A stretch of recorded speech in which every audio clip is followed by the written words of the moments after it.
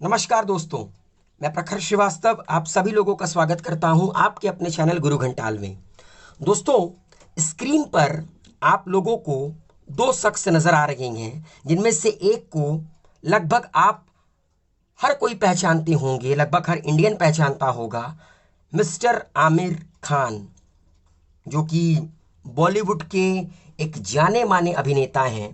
इनकी फिल्में कमाल करती हैं बॉक्स ऑफिस में। और दूसरी तरफ हैं टर्की की फर्स्ट लेडी एमनी अर्दोआन। ये दोनों लोग साथ में टर्की में मिलते हैं। अब इसी बात को लेकर एक कंट्रोवर्सी निकल कर आई है। उस कंट्रोवर्सी के बारे में आज हम डिस्कस करेंगे और मैं अपना पॉइंट ऑफ व्यू इस पर्टिकुलर टॉपिक पे रखूंगा। मेरा ऐसा कोई पर्टिकुलर स्टैंड नहीं है किसी रिलीजन को लेकर, मगर मैं कुछ बातें लोगों को बताना चाहता हूं इस कंट्रोवर्सी के पीछे की, और कुछ कारण भी दिखाना चाहता हूं कि क्यों ये कंट्रोवर्सी इतना हाइप पकड़ी हुई है। तो निकल पड़ते हैं। अगर ये वीडियो आप लोग को पसंद आए तो इसको लाइक कीजिए, शेयर कीजिए, कमेंट कीजिए। दोस्तों, 15 अगस्त जिस दिन भारत अपना 74वां इंडिपेंडेंस डे मना रहा था, उस दिन ट्विटर पे टर्की के प्रेसिडेंट की जो पत्नी है, मतलब first lady of Turkey Emine Erdogan, उनका एक ट्वीट पूरे के पूरे भारत में खलबली मचाकर रख देता है। वो ट्वीट था, I had the great pleasure of meeting Aamir Khan, the world renowned Indian actor, filmmaker, and director in Istanbul. I was happy to learn that Amir decided to wrap up the shooting of his latest movie, Lal Singh Chaddha, in different parts of Turkey. I look forward to it. तो दोस्तों, पूरा का पूरा माजरा ये है कि आमिर खान की आने वाली मूवी लाल सिंह चड्ढा, उसकी शूटिंग के मतलब जो लगभग 70% शूटिंग तो कंप्लीट हो चुकी है, रिमेनिंग 30% शूटिंग के लिए आमिर खान इस वक्त टर्की में है, इस्तांबुल में। और रिमेनिंग जो शूटिंग है वो टर्की में ही कंप्लीट की जाएगी, क्योंकि भारत में कोविड-19 की वजह से सरकार ने पिछले 3-4 महीने से पूरी तरह शूटिंग को बंद करवा रखा है, कोविड-19 के पैंडेमिक को देखते हुए। तो कंट्रोवर्सी ये होती है कि पहले कंट्रोवर्सी ये निकल कर आती है कि वो टर्की जिसने भारत के अगेंस्ट में हमेशा बड़े बड़े प्लेटफॉर्म पर बोला है, चाहे आर्टिकल 370 जब इंडिया ने हटाया था लास्ट ईयर 5 अगस्त को, तब भी टर्की ने इंडिया के अगेंस्ट में बोला। अभी जब 1 साल की एनिवर्सरी कंप्लीट हुई, तब भी टर्की ने इंडिया के खिलाफ बोला, वो भी पाकिस्तान की पार्लियामेंट में। Then thereafter United Nation की जनरल असेंबली में टर्की ने पाकिस्तान को फेवर किया कश्मीर के इशू में। तो लोगों का कहना है कि जो टर्की भारत के साथ किसी भी पर्टिकुलर व्यू पर या किसी प्लेटफॉर्म पर खड़ा नहीं होता, आमिर खान उस देश में जाकर शूटिंग क्यों कर रहे हैं। और दूसरी चीज कि जो राष्ट्रपति और उनकी पत्नी ने आज तक भारत के फेवर में कभी कुछ नहीं बोला, उनके साथ आमिर खान क्यों मिले। पहला सवाल ये उठता है, पहली कंट्रोवर्सी ये है। और दूसरी कंट्रोवर्सी ये है दोस्तों कि अमिड पैंडेमिक कोविड-19 आमिर खान को ऐसी क्या चीज आन पड़ी कि आमिर खान निकल पड़े टर्की शूटिंग करने के लिए। जब पूरी की पूरी दुनिया अस्त व्यस्त पड़ी हुई है, तब आमिर खान को क्यों अपनी मूवी की शूटिंग करने के लिए टर्की जाना पड़ा। इस बातों को देखते हुए ट्विटर पे लोगों ने एक से बढ़कर एक कमेंट किए हैं इस पूरे के पूरे इंसिडेंट पर। पहले मैं आप लोगों को वो दिखाता हूं। एक एसएमएस भारत करके ट्विटर हैंडल गए, उन्होंने लिखा है कि Aamir Khan who avoided meeting Benjamin Netanyahu an Indian friend meets Turkish first lady Emine Erdogan at a time when Turkey is openly backing Pakistan on state-sponsored terrorism and cornering India on Kashmir. Time for Amir to feel unsafe in India again. जैसा कि आप लोगों को पता है कि अक्सर आमिर खान अपने बयान को लेकर विवाद में रहते हैं। इंटॉलरेंस वाला मुद्दा आप सबको याद होगा। देन देयर आफ्टर जब बेंजामिन नेतन्याहू इंडिया आए थे तो आमिर खान ने उनसे मिलने से साफ इनकार कर दिया था। तो लोगों का कहना है, लोग ट्विटर पे कह रहे हैं कि एक तरफ आप भारत के जो देश दोस्त हैं उनके राष्ट्रपति से मिलने से इनकार कर देते हैं, उनके प्रधानमंत्री से मिलने से इनकार कर देते हैं, और दूसरी तरफ वो देश जो कि भारत के दुश्मन मुल्क का दोस्त है, जो पाकिस्तान को की टेररिज्म फंडिंग को प्रमोट करता है, जो ये कहता है कि भारत आर्टिकल 370 हटाकर 80 लाख कश्मीरियों के ऊपर ह्यूमन राइट वॉयलेशन कर रखा गया, आप उनकी प्रेसिडेंट से मिलने जाते हो, आप उनकी प्रेसिडेंट की पत्नी से मिलने जाते हो। ये दोहरा व्यवहार क्यों? पहली कंट्रोवर्सी ये निकल कर आती है। सुब्रमण्यम स्वामी, आप जानते होंगे सुब्रमण्यम स्वामी को, अपनी बेबाक बात रखने के लिए फेमस है। वो कहते हैं, so I have been proven right in classifying Aamir Khan as one of the 3 Khan musketeers. और भी दोस्तों, आपको पता है इस वक्त सुशांत सिंह राजपूत का जो केस है वो बहुत तगड़ा हाइप पकड़ा हुआ है। हर तरफ सिर्फ और सिर्फ एक ही मांग है, justice for Sushant Singh Rajput, CBI for Sushant Singh Rajput. तो एक कंट्रोवर्सी ये भी है कि सुशांत सिंह राजपूत जिन्होंने आमिर खान की पीके मूवी में काम किया था, जब पूरा का पूरा भारत की जो आम जनता है वो इस चीज को लेकर मांग कर रही है कि सुशांत सिंह राजपूत को जस्टिस मिलनी चाहिए, सुशांत सिंह राजपूत की जो इंक्वायरी है वो सीबीआई को मिलनी चाहिए, वहां पर आमिर खान ने एक ट्वीट नहीं किया इस पूरे के पूरे मैटर के रिगार्डिंग। तो लोगों का कहना है कि आप कोविड-19 के पैंडेमिक के दौरान टर्की जा सकते हैं, वहां पे अपनी शूटिंग कंप्लीट कर सकते हैं, एक दुश्मन मुल्क की पहली लेडी से मिल सकते हैं, मगर आप सुशांत सिंह राजपूत जो कि आपकी one of the most successful movie PK के पार्ट थे, और आपने खुद कहा था कि that he done the great work, आपने उनके लिए एक ट्वीट नहीं किया। और दोस्तों एक बात और आती है कि दैट आमिर खान को मतलब सवाल यही उठ रहा है कि ऐसा क्या आन पड़ा कि जब पूरा का पूरा बॉलीवुड बिल्कुल एक कांस्टेंट तरीके से स्टैग्नेंट पड़ा हुआ है तो आमिर खान को टर्की जाने की क्या जरूरत थी?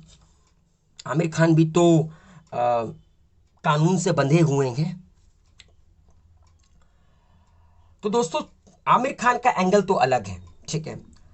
मेन बवाल इस चीज का है कि टर्की ने भारत का कभी स्टैंड नहीं लिया, ठीक है। अब मैं आपको बैक टू बैक वो वीडियोस दिखाऊंगा जहां पे टर्की ने भारत के आर्टिकल 370 हटाने पर, जब भारत ने सिटीजनशिप अमेंडमेंट एक्ट पास किया था उस दौरान दिल्ली में जब बवाल हुए थे उस पर टर्की ने भारत के खिलाफ बोला था। तो वो देश, वो मुल्क जो भारत के खिलाफ बोलता है, जो बड़े बड़े जनरल असेंबली में उसका कोई लेना देना नहीं है आर्टिकल 370 से, उसका कोई लेना देना नहीं है सीएए से, लेकिन उसको भारत के खिलाफ बोलना है, तो फिर भारत का एक नागरिक, भारत का नागरिक नहीं दैट भारत का सुपरस्टार वहां पे क्यों जाता है, वहां की लेडी से क्यों मिलता है? देखिए ये तो उनकी पर्सनल चॉइस है, मगर कहते हैं ना दोस्तों, मुल्क से बड़ा कुछ नहीं। क्योंकि आज आमिर खान टर्की में शूटिंग करेंगे, वहां की सरकार को पैसा देंगे, ठीक है। टर्की क्या करेगा? टर्की उस पैसे से पाकिस्तान को फंडिंग करेगा टेररिज्म के लिए। पाकिस्तान क्या करता है आप लोगों को पता है, उसी फंडिंग से पाकिस्तान आतंकवादी भेजेगा भारत में और हमारे कुछ जवान शहीद होंगे बॉर्डर पे, मगर उससे किसी को कोई फर्क नहीं पड़ता है।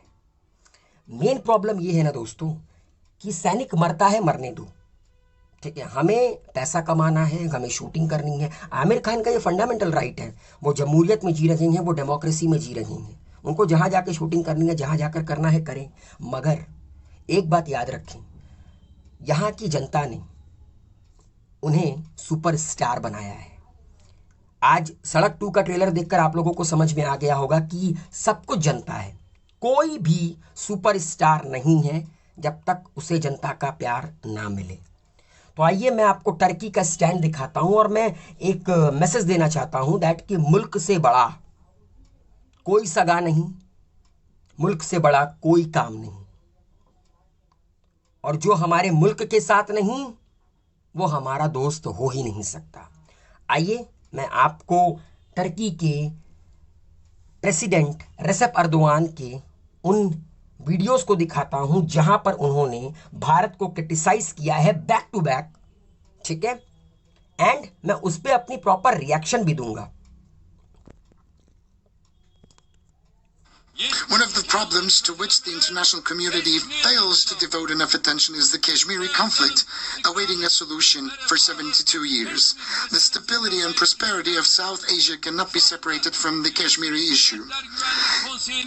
Birleşmiş Milletler'in almış olduğu karara rağmen Despite the resolutions adopted by the United Nations Security Council, Kashmir is still besieged and 8 million. तो दोस्तों ये जो आपको वीडियो अभी मैंने दिखाई, ये यूनाइटेड नेशन जनरल असेंबली 2019 की वीडियो है जहां पर अर्दोआन कश्मीर के मुद्दे पर बात कर रहे हैं, पैलेस्टीन के मुद्दे पर बात कर रहे हैं, मतलब जिनका इनसे कोई लेना देना नहीं है उन मुद्दों पर ये बात करते हैं, ठीक है। मुझे इस वीडियो को देख कर ना सिर्फ एक रिएक्शन दिमाग में आता है। One of the problems to which the international कि जब सर पर बुरे दिन मंडलाते हैं तो जबान लंबी हो जाती है।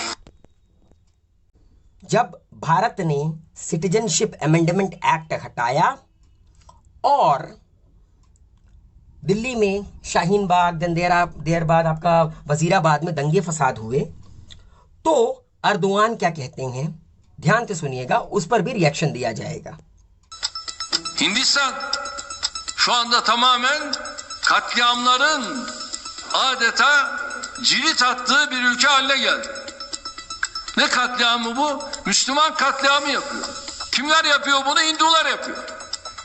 Dershanede ders çalışan çocukları ellerinde demirlerle, sopalarla bakıyorsunuz öldüresiye dövüyorlar. Ve bunlar nasıl olacak da dünya barışına imkan verecekler, destek verecekler? Mümkün değil. तो दोस्तों इस वीडियो में ये बोल रहे हैं कि भारत में किस तरह ह्यूमन राइट वायलेशन हो रहा है, ठीक है, स्टूडेंट्स को पुलिस घुस घुस कर मार रही है, और आप उम्मीद करते हो कि भारत जैसी कंट्री के लोग ह्यूमन राइट की रक्षा कर पाएंगे या ह्यूमन राइट के फेवर में बात कर पाएंगे। तो चलिए इस पर हम एक प्रतिक्रिया देते हैं टर्की को। ये देखिए 2008 में टर्की विश्व का दूसरा ऐसा मुल्क था आफ्टर रशिया जहां पर सबसे ज्यादा ह्यूमन राइट वायलेशन हुए थे।